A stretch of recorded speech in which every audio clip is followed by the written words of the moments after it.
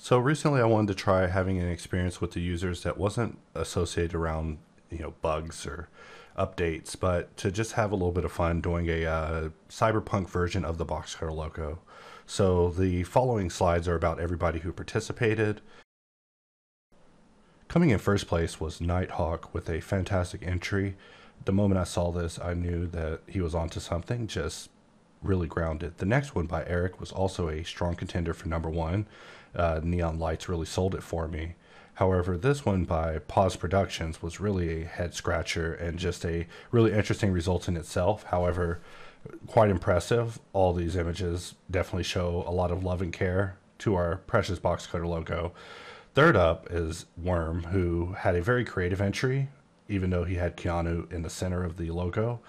The next one is by our very own 202. I absolutely love his work and his branding, and I'm always watching him. The next one is by Mihai, who had a very interesting entry. However, I felt the red cable was a little strong.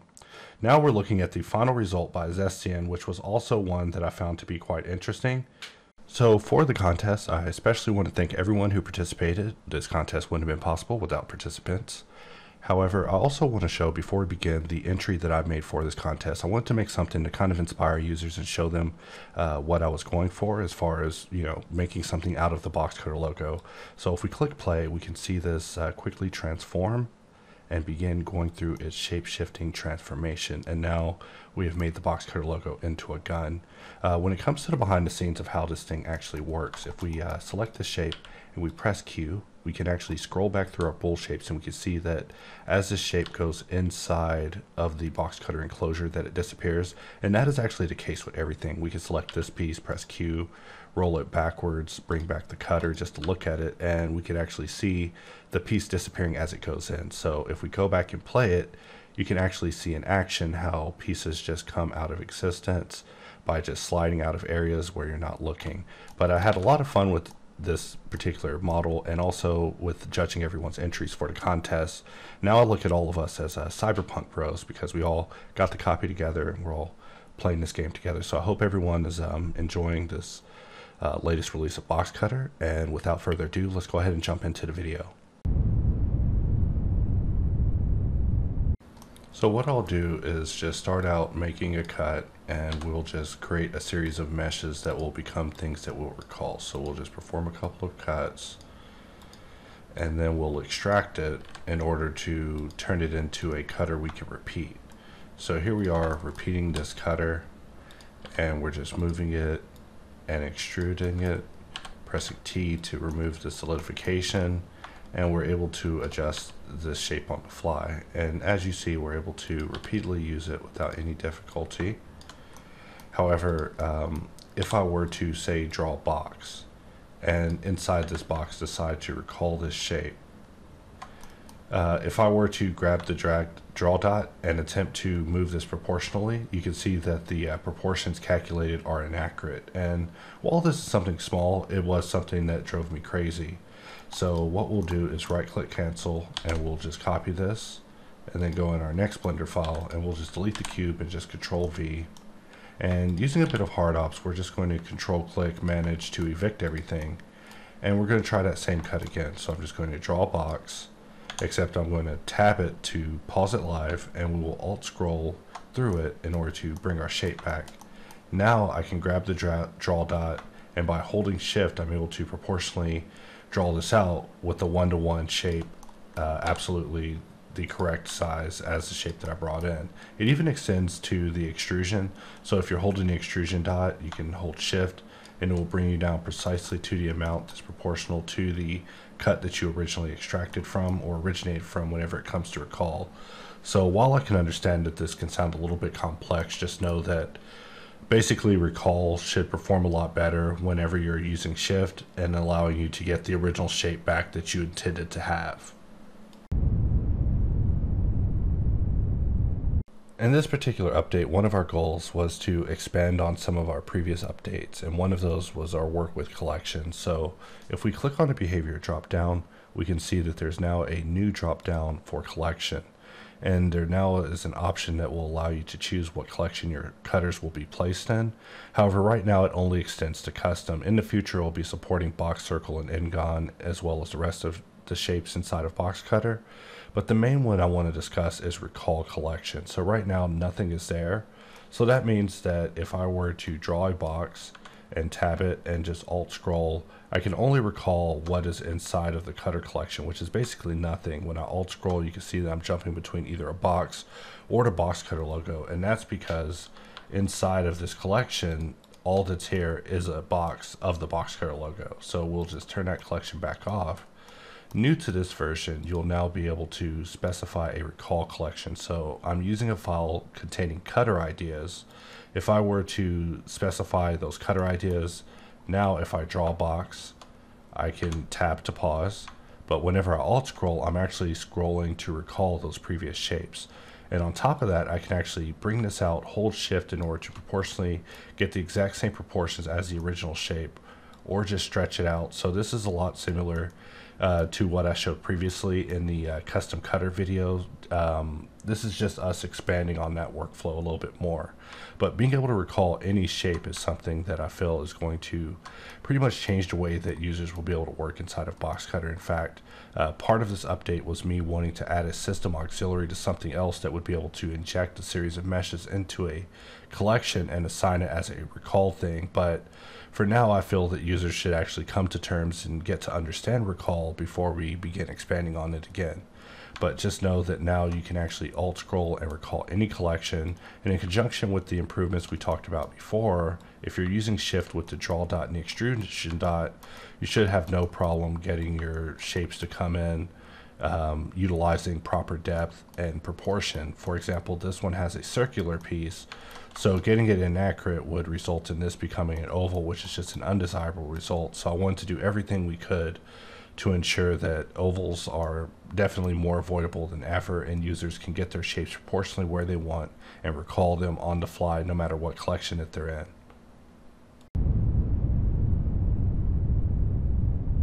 So whenever it comes to Boxcutter, as long as you have Boxcutter started as your active tool, you have the option of pressing D to bring up your pie menu, which is my favorite way to configure Boxcutter before the cut operation begins. However, in the middle of the cut operation, there is Ctrl D, which is the mini helper. So for this particular update, we have done a bit of overhaul on the mini helper. While it doesn't look like a whole lot has changed, we did attempt to expand on things a little bit more. The main thing of note is the collection dropdown, where now you'll be able to specify the collection in which your cutters are placed. Right now it only supports custom. However, I do plan to have it expand up across all systems in the future. But more importantly, the focus of this release, the recall collection. So by specifying your recall collection, you can recall any series of cutters that you want on the fly just from the Ctrl D menu. And so I'm quite proud of the work that has went into refining the Ctrl D menu and make it even smaller. Additional work has also went into try making it where as you jump through the shapes and states, the options stay fairly congruent and the window tries its best to remain the same size. Also, the cutting material, which is part of HardOps, has been exposed out loud inside of Boxcutter, so that way you can more readily go in and specify your cutting materials if you need to do a cut of a particular material type. But with that, that is the new and improved Ctrl D mini helper for Boxcutter. So for this example, I will start Boxcutter by clicking the active tool icon and begin the tool.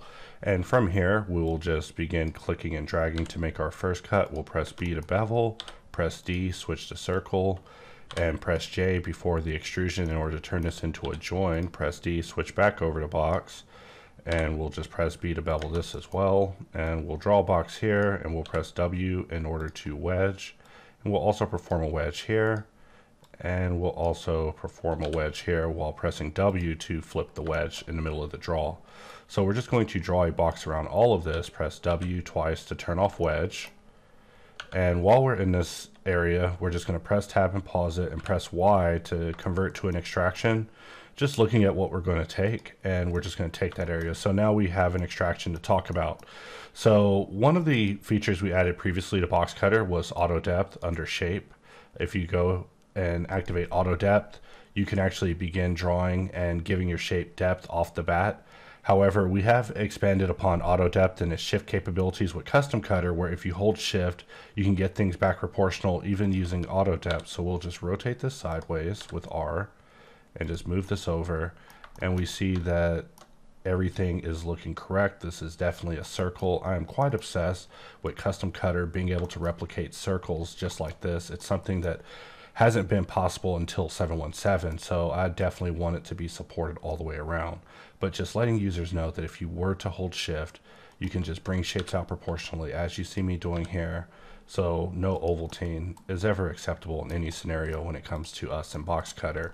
The other thing that I want to talk about is that let's press D and switch over to box, and I'm just going to draw a box with auto depth, and we'll just pause it, and I'm just going to alt scroll, bring back one of our previous cutters, and we're just going to grab this draw dot, and while we're moving it, we're just going to press shift to bring it back to a 1-to-1, and now we have this shape proportionally to the way that we extracted it to begin with, allowing us to get a much more predictable and desirable result. So I just wanted to do a little bit talking about how we expanded upon auto depth and 1-to-1 to be able to allow it to work from not only recall, but to be able to hold shift and get a proportional cut even in auto depth. I'm still wanting to do things even with this parameter now that I'm still cooking inside my head before I drop it down as a task, but I think it would be nice to put a parameter in here and also be able to force a particular depth on a shape with shift. But with such systems, we always have to figure out how all these systems play together. But in the event that you're one of these users playing with auto depth, just know that we also expanded upon it in this release. So you can even do something like draw a box, alt scroll to recall, grab your dot, and just press shift and get it proportional. And eventually I want to even remove the proportional factor of it. One of the things I requested was the ability to get these shapes to be proportional off the bat when using auto depth and just override it with custom, assuming that every shape you want with custom is going to be 1-to-1. So of course with that, we'll have to see how the future holds, but with every improvement, I'm always thinking how we can further improve these improvements. So the one-on-one of Boxcutter is that if you click and drag on top of a surface, you'll be doing a surface-oriented draw, versus if you begin clicking and dragging off of the surface, you perform basically a view-align cut. And view-align can come in handy for things that are just related to your view and getting things right just in accordance with how you're looking at the mesh at the time. But as a fallback, whenever you're hovering over the mesh, you're able to draw things that are oriented to the face that's actually under the mouse cursor. But whenever you draw things on a surface, you can see that the shape is actually sitting right on top of the surface, versus if we begin drawing a view align cut, we can see that this is actually quite a bit offset from the surface, and that's to ensure that whenever we do this cut, it does indeed go through the surface. So this actually brought up a bit of a dilemma when it came to Wedge, because if you begin drawing on the surface and you drag it out, you see that Wedge is able to behave as expected with the surface because it's conforming to the surface. However, if we were to, say, draw that same cut, but we offset it quite a bit, this is actually what we would get with view align. And while it looks like this cut would have actually went through, if we look at it from the top, we can see that this tapers off just a bit too much, which makes it not possible for this to actually happen. And so I was actually worried about users using Wedge and wondering why their cuts weren't showing as a result of it just what I call whiffing the surface. And so this was something that I sought to avoid in the previous update. So as a result, if you are in Wedgebox and you do a view align cut, we just will not use Wedge because it's just easier that way. I felt that this would actually lessen the amount of stress on users and make it a lot easier for us with support issues where people wouldn't be writing us saying, hey, why doesn't my Wedge show up? Or why didn't my box cut show whenever I drew in Wedge using view align? So this was something that was a bit of a judgment call in the last release. However, as of this update, we did make some improvements to it. So now I have brought up Boxcutter 717.11, where if we draw a box, even in view align, we can perform an extrusion. And while we're in this state, we can press W to actually toggle Wedge and just look at what our result is going to be. So while we didn't allow users to just flat out laser cut using Wedge at this time until we get things properly sorted out, if you do pause it, you are able to press W in order to wedge any shape now. So that's actually been extended to view align shapes as well, which was something that we were working on. So whenever it comes to Boxcutter, you can begin drawing a shape, and at any time during the shape, you can press tab and pause it, and dots will appear. And dots has been a bit of a mainstay in Boxcutter ever since we brought it out as a concept back in 2.79, and it's one of those things that I just can't live without. In fact, I love grabbing the bevel dot and just dragging it. I love shift dragging the dot in order to add solidification. Of course, if we wanted to remove the solidification, we could press T to adjust it and then T to remove it. And then of course click to apply. But anytime you're drawing a shape, just know that you can left mouse plus right mouse and just pause it, or just press tab to pause it. And so while we're in the state looking at dots, things work perfectly fine whenever you're working in a singular view. However, whenever you're working in multiple views, dots can get a little bit complicated. So we'll just pause this. And if we attempt to even touch these dots, we see that nothing happens. And if we go back to the original view, we actually aren't able to interact with the original dots either. So right now, we're not able to even affect these dots. We can click them and they'll highlight, but we're not able to do anything to them because of the multi-view status at this time. And so this has always been a bit of a limitation. We've sought to improve it over time. There's been incremental improvements, and today is another incremental improvement with multi-view dots. So if we split our view, you will now notice in the latest Boxcutter, still using auto depth, but we'll just tab to pause, that now you'll at least be able to move the dots in your original view. So this is at least a step in the right direction whenever it comes to getting control over your dots inside of Boxcutter and in Blender. But it is one of those works in progress where one of these days we'll solve it for good, and it'll be just another one of those things taken for granted. But for now, it remains a battle that we continue to fight internally. But every day, there's always some of these long time bugs being brought up as a point of discussion, as in, you know, has Blender improved enough for us to be able to finally eradicate this particular issue or that particular issue? And with us, it's always a waiting game. So one of these days, this too will be a thing of the past, but just know that now you can draw shapes, tab to pause, and while you can't move your dots or adjust them in other views, you can at least adjust and manipulate them in your main 3D view and continue doing things as you normally would. Just don't mess with them in another view, or else things will get weird in your current view. But even in this case, even though things got a little bit weird, we're still in control, even though I lost my shape. In fact, just for curiosity's sake, I just wondered where it went, and it looks like it got launched out in space. So whenever it comes to using dots in multiple views, just stick with them in your original view and you'll be fine. But just going to show that we have been working towards improving dots in Boxcutter and in Blender. But every step is a step forward, and there's always, of course, more work to be done.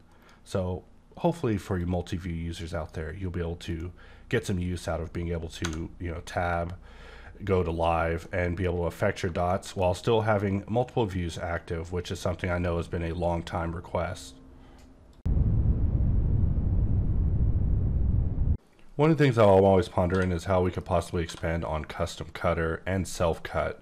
And so starting self-cut, we can just jump over to custom and just press C to mark the selection as a cutter. And the first cut's going to look normal. The second cut is going to look much less normal. And as we keep going, these cuts are going to get more and more abnormal as the mesh is being generated as the cutter every time we perform a cut. But with auto depth on, it is a lot less clicks now. So sometimes I forget about auto depth, but it is a gem whenever it's available and it's on. So if you haven't spent any time playing with it, definitely give it a try. And I can see it choking just a little bit, but that's fine. And we're almost done. Just adding some more proceduralism inside of here with our custom cutter. And I think with that, we are done. So in fact, let's bring this cutter back and let's scale it up to give it less Boolean errors, because I saw a little bit of overlap happening. So with this shape, let's just move it over. And this is still our custom cutter. However, we can now Shift C, add a cylinder, and I'm going to sharpen it with hops. And of course, because we have apply crease and seam on, that means that whenever I add a sub D with Ctrl 1, it's going to hold it. And so now we're just going to drag from the top, maybe hold Alt, and just pause it. And we can't really see anything, right? So we'll press H to get a better look, and we still really can't see anything because of just how loaded this cutter has gotten. So we'll just press spacebar and leave that. Shift click sharpen and roll down to auto smooth till we get just the bounds of what's acceptable. And from here we can just use a little bit of mirror magic and just mirror on all axes until the object looks like it makes sense. So from here, what I like to do is press QOT, spacebar, and just add a cylinder and delete the top faces. And with this cylinder, we can just put a solidify on it, and we'll also sharpen it, sharpen the edges, and put a sub D on it so it's more controllable. And just looking at it from the side, we can now go back and hit this thing with a little bit of N-Gon, of course using auto smooth to adjust our shading whenever we run into shading issues. We'll select box, turn on view align, so that way we can cut just straight across. B, roll to will, and we'll of course mirror that down to itself. So we've basically created this custom cutter and repeated its shape language to another shape. So now let's shift A, add a cube, just move this cube over, and using sphere cast under mesh tools, just Q, mesh tools. Sphere cast, we'll just turn this cube into a sphere. We'll up its sub D level, and let's just jump into box mode and we'll perform a cut from the top. And now we'll jump over to custom. And we want to be out of view mode so that way we get our central dot, and we don't actually need grid for this. But now we're just going to begin drawing the shape out, and the menu popping up is something I'll be checking into after this video. I mean, anytime I come out saying, hey, we solved a bunch of bugs, there's always a new bug to discover and squash. So now that we have our shape in here, we'll just pull this back a little bit so it's somewhere reasonable. Adjust the extrusion dot. I look at this contemplating if we can come up with an even simpler draw mode that simplifies the lines being drawn, but or just a complete headless mode where we just hide all of our drawing for just a split moment. But we'll just roll that down with auto smooth and then Alt X, mirror it over to the other side. And now we've basically created this cube of randomness and brought it over into something more sane, and then used it in the end to begin detailing this spherical. And so of course from here, the next thing for me is I would perform an N-Gon cut about here and begin working my way through the front. I mean, usually with sphericals, my strategy is always to drive new planes in unexpected areas. However, we could even go a little further than this, where we will perform a recut. And I was just thinking in my head how a random recut on video without rehearsal is going to go. We're about to find out. So basically there's slice, and then there's the Alt X version of slice, which is called recut, where we go back and we get the original version of the mesh instead of giving you the derived. So we'll press X and just bring this back. We'll press Alt X to bring that back, press spacebar. And so now we have these pieces, and we can just press D, box those, cut them down, and continue working. So, you know, I was working a trench inside of this piece. So let's continue that. A little bit of a hiccup. We'll just press backspace to backspace inside of N-Gon. One of the other things long overdue on the Boxcutter return list is points. Whenever points are added back to N-Gon, then we'll be able to pursue individual point beveling. But there's a couple of arcs still in play at this time that I intend to get completed. But the most important one is the 2.79 restoration arc of Boxcutter, where basically we get back all of the features that 2.79 had, and then we can continue going forward. But it's always something on my mind, always a topic of discussion. You know, hey, we should take care of some of these previous requests as well. You know, the fun thing about something like this is that we can go under our Q menu and shift click Smart Apply to get a Smart Apply duplicate, and we'll just sharpen that and just tab into edit mode, and we're just going to grab this front face only and delete everything else. And on this we can just put a solidify, depending on how much solidify we want to do here. And that should be enough for us to come back with N-Gon and make this thing ours. Whenever it comes to me and Boxcutter at this time, I feel that there are some things we could be doing with Ngon to improve it, but in the meantime, QArray v2 holds all the ideas that I have for in my head for the future of Boxcutter's array.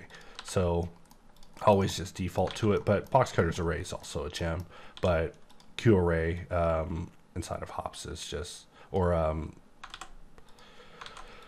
Array v2, sorry. I'm thinking of previous iterations of Hops that no longer exist. What's going on with me? But just like that, we're able to just quickly generate a shape and use that to, let's also select these two pieces and Control P parent them to this. And let's at least give them an equilateral scale so they look right next to each other. But basically we started off using custom cutter on this cube randomly, transferred it to a cylinder, and used the same design on a spherical just to try to get something interesting without a whole lot of rigmarole. But with that, I can wrap up this video, and I thank everyone for watching. I hope you enjoy this latest update, and everybody's out there playing Cyberpunk. You know, bugs aside, what else are you going to do? Well, I guess there's also Boxcutter's latest update, so definitely give that a try. But with that, I'll wrap up this video, and I'll thank you all for watching. I'll see you guys next time.